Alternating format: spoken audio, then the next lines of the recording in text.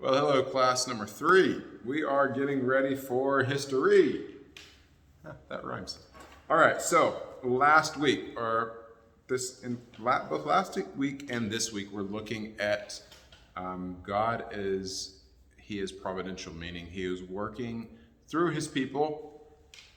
We looked at the story of Queen Esther last week. We saw how God worked providentially in her life to put her in a place that enabled her to protect her entire nation. And this week we're going to look at a different story.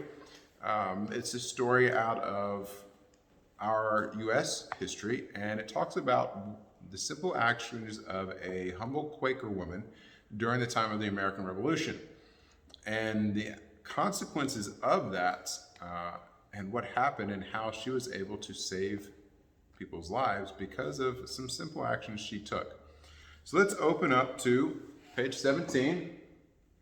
We're going to start down here where it says a brave Quakeress, or Quakeress is a Quaker woman. Let's read. Philadelphia, 1777. While the British were in Philadelphia, one of Howe's principal officers made his quarters at the house of a Quaker woman named a Quaker named William Darrah. So, Howe is a British officer. This is something very interesting that was happening during that time. I'm going to read for you something. During the time of the American Revolution and leading up to it, it said, when the British troops occupied Philadelphia, their control of the Quaker inhabitants was often unjust and arbitrary. It says the officers were quartered in the houses of the people.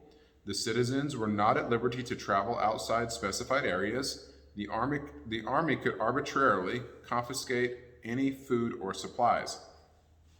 So during that time, the British officers could just come up to a house, knock on the door, and say, we're going to stay here, we're going to eat your food, and we're going to stay where we want, and you just have to live with it. And that was one of the things that the Constitution addressed, is that our citizens do not have to quarter soldiers. Excuse me for a moment.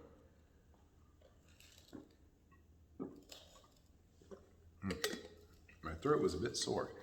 So, the British troops, when they were here, especially during the war, the places where they occupied, they would go into homes and they would basically take over and say, we're going to live here, and you have to deal with it. And they would, when we say arbitrarily really means for no reason. So again, it said the army could arbitrarily confiscate any food or supply. So anything they found on that property, they could use. If there was a milk cow and they wanted to kill it for beef and have steak that night, then they could do it. It didn't matter. So that's how they treated the Quaker families during this time. And it goes on to say, the house of a Quaker named William Darrah. So this British officer, Howe, was staying there because he wanted to. His wife, Lydia, was a true patriot, but she said so little and performed her housework so well that she won the entire confidence of her guest. Something very interesting. Even though she was a true patriot, meaning she loved her nation and she believed that they should be free, her character in serving these British officers who were staying at her home uninvited was so good that she won their confidence. They trusted her.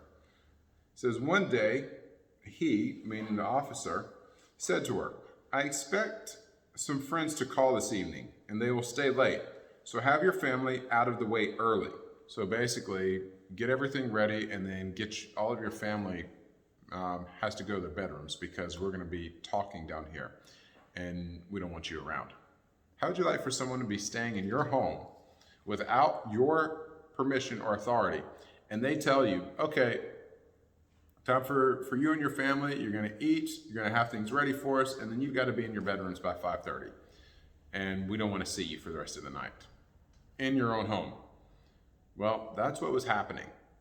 It says, this order aroused her curiosity, and when her family were in bed, she took off her shoes and went into the passage and listened to what was going on. So basically, she was wondering what was happening in her home. And I would be too. I'd be wondering, why is it that this is so important that I've got to have my family already put in bed early so that you can have people over? So she snuck out and she went and she kind of listened in to see what was going on. So she heard one of the officers read an order of Sir William Howe for the troops to march out the next night silently and surprise Washington in his quarters. So she overheard this conversation that said that they were going to attack Washington the next day in the evening and get him by surprise. She went back to bed, and when it was time for her to get up and let out the visitors, she was apparently fast asleep. So she heard the news, she listened to it, then she went back to bed. It says she formed her plans during the night, and early in the morning she awakened her husband and told him that flour was wanted for family use and that she must go to Frankfurt to get it. So she thought up an excuse of saying, you know what, I need to go somewhere, because what she really wants to do is she wants to be able to warn the American troops that the British are going to try to attack. It says it was a cold morning in December and a deep snow covered the ground. On foot, with a bag in her hand, she set out, calling at Howe's headquarters for a permit to leave the city. So remember, she was trusted by the British soldiers that were in her house, so she was able to get access to a permit to travel because supposedly she needed flour. At an early hour, she reached Frankfurt. So she left early in the morning, and then she walked to this place called Frankfurt. Remember, this is in snow in the winter in, where were we? In Philadelphia. It gets cold there. Leaving her bag at the mill, at an early hour, she reached Frankfurt, and leaving her bag at the mill, she went on until she reached the American outpost. So there was her town that was occupied by the British. She went on to an outlying town that had flour, and then further than that was where the American troops were. Here she met Colonel Craig, who had been sent out by Washington to get what news he could of the enemy. So she found one of the men who worked for Washington. To him, Mrs. Dara told her story, and then went back to the mill, shouldered her flour, and hastened home. So she had to go back to the mill, actually get some flour, and then hurry up and get home so it doesn't look like she's gone too long. It says, from her window the next night, in the cold starlight, she watched the British troops as they marched silently out of town, and a few hours later, she saw them on their way back from their fool's errand. Let's see what happened. The officer came home and asked Lydia, so the officer who was being housed in her house, who was in charge and staying there, and he didn't pay them anything and use whatever he wanted, he asked her to come to his room. And it says, with an air of great secrecy, he said, were any of your family up on the night when I had company in my room? So he wants to know, is anybody up, like walking about or something? No, she replied. They all retired, or they all went to bed at 8 o'clock. It is very strange, said the officer. You, I know, were asleep, for I knocked on your door 3 times before you heard me. But by some means, our plans became known, meaning their plans to attack Washington. For when we went out, we found Washington ready to receive us, with his cannon mounted and his troops under arms, so we were compelled to march back like a parcel of fools. Pretty impressive, huh? The actions of one single woman having an effect and saving the lives of many. So basically, this officer is asking her, did somebody sneak out to be able to hear what was going on? Because somehow Washington knew we were coming, and he was ready for us. And so basically, they got all set up. They marched out. They were going to attack, but then they saw the Americans were ready for them. They were waiting. And so they had to just march straight back to where they were. But this story of this woman, this simple Quakeress, it shows us how God helped to preserve the lives of these soldiers and also helped to preserve the life of Washington while he was fighting. And again, it was the actions of a simple Quaker woman who decided to get up and listen to some plans, and then what she figured out to do to be able to make those plans happen, even though she had pretty good deal of work doing it. She had to walk in snow, in cold, to another city, and then from that city to another outpost, and then back home with a bag full of flour. That's some determination and dedication for you. Let's see. I'm going to read something else real quick. It says that the delightful story of the simple Quaker lady, Lydia Darrah, may be found in a number of histories, so a lot of people recorded the story. Some accounts include the following statement. It is not known whether the officer ever discovered to whom he was indebted for the disappointment, but the pious Quakeress blessed God for her preservation and rejoiced that it was not necessary for her to utter an untruth in her own defense. So basically, she never really had to lie to the officer in defending herself. The officer said, "Did any of your people in your room get up last night?" She was like, "No." He never asked, "Did she?" Because he said, "I know you didn't because I had to knock on your door 3 times before you got awake." He never asked her, did she come and sneak or spy or anything like that. So she was never forced to lie to protect herself and her family. But she was still able to have an incredible and make an incredible difference.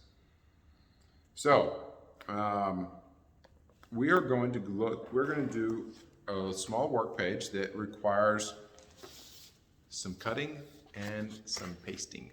So I'm not going to write today. It's going to be a little bit different. So on your page right here, we're looking at God's providence and the chain of Christianity. So it has creation, Moses, Christ, Paul, Bible, Columbus, pilgrims, patriots, and pioneers. So you have your paper here. Over here, you have this paper. You're going to have to, close up on my face. You're going to have to cut out and place the squares in their proper position according to the timeline. So, creation, where do you think creation is? Which one do you think creation is? Daniela, which one do you think? Yep, it's right there. That's creation. Now, what about Moses? Which one looks most like Moses? Do you think it's these guys dressed up like patriots? No, it's not. It's this guy up there. That guy's Moses. Now it says the Bible. Well, here you have a guy writing something, but I don't think that's it. Oh, right here. That one says the Holy Gospel. So that one's going to go where it says Bible. Then Columbus, we've only got 2 left. We've got one right here and one right here. These guys look like they came a little bit after Columbus. So Columbus is the man right here. So you're going to cut him out, put it where Columbus is. And right here is where we have pioneers. Pioneers. What were pioneers? Pioneers were men and women who went out and discovered new things. So that's your work page for today. Today's video is a little bit longer. This is actually going to be the only video you have for this week. Yes. But remember, God's providence is his care and protection for his people, for his creation. We see that in the story of Esther, like we looked at last week, how he cared and protected for his nation through how he placed Esther in the right place and also gave her incredible favor with the king. Remember, she risked her life to be able to go into the presence of the king, and he extended his scepter, and she was able to share with him. And then again, God's care and protection for his people in the life of this Quakeress and how she actually had favor with the British officers. And remember, she had favor because of the way she served them, even though they were people she disagreed with. And that is true Christian character, is being able to love and to serve those even when you disagree with them, or you may not like them or like what they were doing. But Jesus did the same thing. Remember, Jesus loved and served the people. He gave his life for those who did not love him and disagreed with him and hated him and killed him. So remember, she found great favor because she served the people well. She served those officers well, and because of it, they didn't think she was the one who was going to be the one who betrayed them. So remember, God's providence, his care and protection for his people and his creation. And how does that work out in everyday life? Think about your own life. Has God ever protected you from something? I think he has. I think he's protected you from probably a lot of things and cared for you in many ways. Sometimes we forget. And so it's good to go back and think about and remember, how has God protected me and cared for me during my life? So hope you have a good day. Remember, go ahead and get this is going to be the only video for history this week, and this is your assignment. You have a wonderful day, and we'll talk to you later.